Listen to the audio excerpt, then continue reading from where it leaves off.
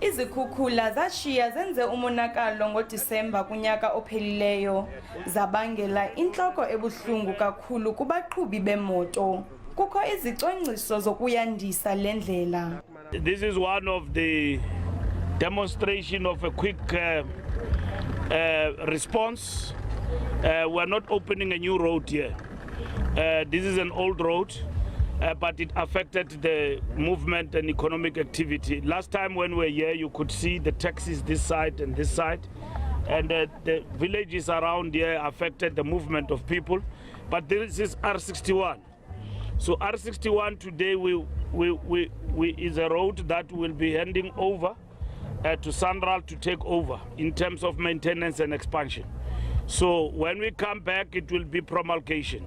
Because this is an important road. It goes and connects Eastern Cape up to Western Cape, going to Cape Town. Bonwabile abahlali kuba impilo zabo zizobuyela esiqhelweni.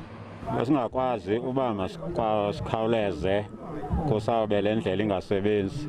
Imoto zifika sekusemini, ufika nakulonto, ufika ilines kwezi ATMs zinde.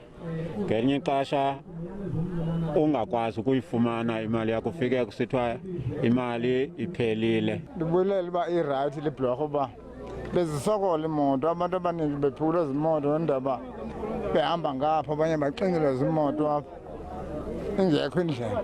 Abantu bancama bephuma ngaphaya emdletyeni bayohla ngapha. Uba usindile eqingeni apha uyakwazi uphuma abantu akwelihlathi lelapha uzawujoyina apha. Ndingunomzwanele Mngoma kwiindaba ze SABC eMpuma Koloni.